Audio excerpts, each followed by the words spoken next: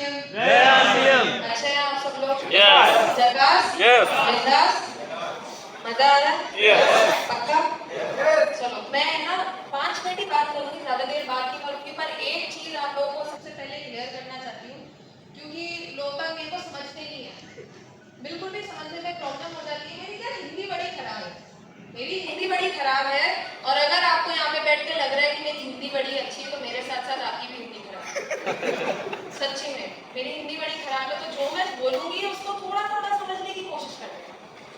देखिए अभी सब लोग, इतने सारे लोग आए थे और उन्होंने अपनी इनकम के बारे में बात की, आरसीएम ने उनको क्या दिया है उसके बारे में बात की।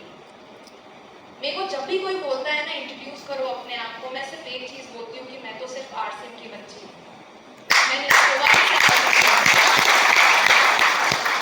आरसीएम 24 साल का है, मैं 25 साल की हूँ। आरसीएम को देखा है मैंने मेरे सामने बढ़ते हुए, मैंने मेरे पापा को सिर्फ और सिर्फ आरसीएम करते हुए देखा है, और उसका आरसीएम क्या दे सकता है, सिर्फ एक अंजलि कोठारी की लाइफ में सिर्फ आरसीएम इतना बड़ा डिफरेंस ला सकता है, ये जीता जाता एग्जाम्पल आपके सामने खड़ा है।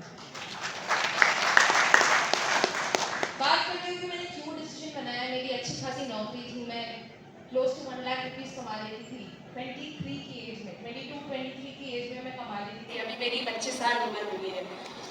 उस समय मुझे लगता था कि जॉब ही सब कुछ है, जॉब ही मेरे लिए है, डायरेक्ट सेलिंग इंडस्ट्री शायद मेरे लिए नहीं है, और प्लस मुझे हमेशा से चिढ़ होती थी पापा के काम से। पर मेरी लाइफ में बहुत सारी चीज़ें ऐसी चीज़ें होती रही मेरे जॉब के थ्रू आउट, मेरे को लगता रहा, मेरे को बिलीव छूटता रहा। मेरी नौकरी से मुझे बिलीव जाता गया कि मैं क्यों कर रही हूँ और किसके लिए कर रही हूँ। ऐसा तो है नहीं कि मेरे को ज़रूरत है पैसों की, क्योंकि मेरे पापा के सामने तो मैं हमेशा एक मूंगफली के दाने जितना ही कमा पाऊंगी, हमेशा। एक जो सबसे बड़ी चीज़ थी मेरी लाइफ में हुई, और तब मैंने डिसीजन बनाया, उस फैक्टर को जानना चाहेंगे ना आप? आप में से कई सारे नए लोग हैं, मुझे पता है, तो आप लोग जानना चाहेंगे कि ये यंग लड़की यहाँ पे क्या कर रही है, क्योंकि सबसे पहले तो आरसीएम की स्टेज पे लड़कियां दिखती नहीं है, और दूसरी बात ये होती है कि यंग अब आने की कोशिश कर रहा है, अब उनको समझ में आ रहा है। पर मैंने क्या देखा, मैंने ये देखा कि मैं जो जॉब में सेटिस्फैक्शन कभी नहीं ले सकती, वो सेटिस्फैक्शन मुझे आरसीएम में मिल सकता है। ये मेरा फर्स्ट पॉइंट है। ये बहुत एंडलेस स्टोरी है जिसके बारे में आपको कभी मैं और बताऊंगी।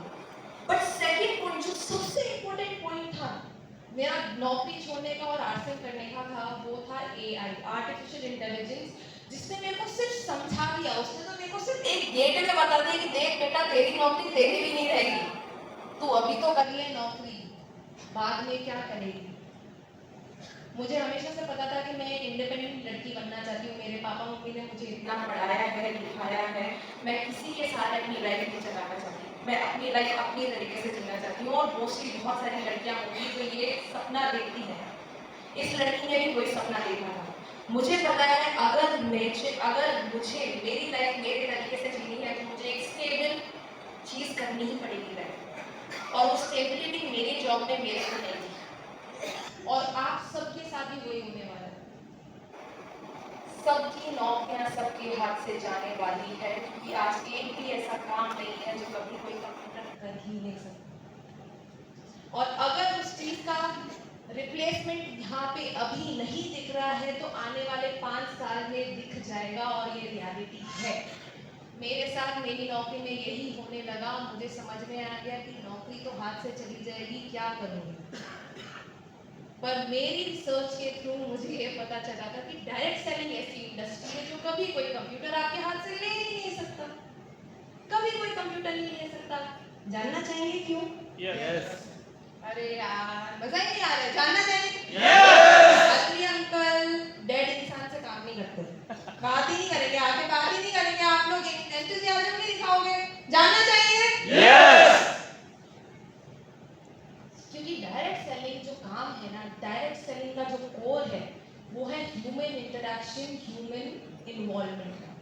ह्यूमन इंटरैक्शन का मतलब क्या हो गया, जब तक आप मेरे से बात नहीं करोगे, मैं आपसे बात नहीं करूंगी, जब तक एक हम लोग कॉमन कंक्लूजन पे नहीं पहुंच जाते, तब तक डायरेक्ट सेलिंग हो ही नहीं सकती। और आपने कभी किसी कंप्यूटर को बात करते हुए देखा है?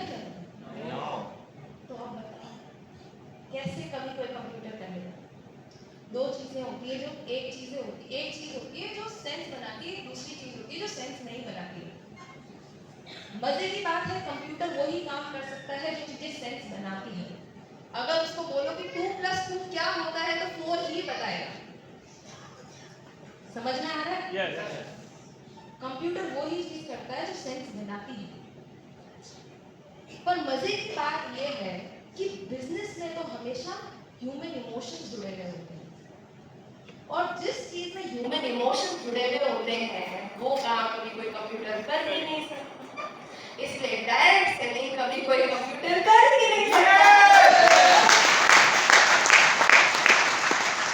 और ये मेरा सबसे बड़ा रीजन था। आज अगर इस लड़की ने डिसीजन लिया है आरसिम करने का और स्टेज पे आने का, पापा को ज्वाइन करने का, तो ये सबसे बड़ा रीजन था। बाकी सारे रीजन को तो आप भूल जाइए। ये मेरे लिए सबसे बड़ा रीजन, प्लस मेरी इंडिपेंडेंस। मुझे पता था कि मुझे आगे लाइफ में मेरा खुद का कुछ करना है। ये मेरे रीजन। पर एनीवेज, आई नो हम सब लोग किसी और को सुनने आए हैं। मैं तो थोड़ी देर के लिए आपको सिर्फ बता सकती हूँ कि मेरा क्या ओपिनियन था इन सब चीज़ों के बारे में, क्योंकि जानना ज़रूरी है। मेरी जैसी कई सारी लड़कियां बैठी हुई हैं यहाँ पे, and I think that voice matters. Somebody speaks to you, you know somebody is there. आपको लगेगा कि हाँ, आपके साथ भी कोई और है। Anyways, thank you so much, आप लोगों ने मेरे को सुना। Now I would invite there uncle back. Thank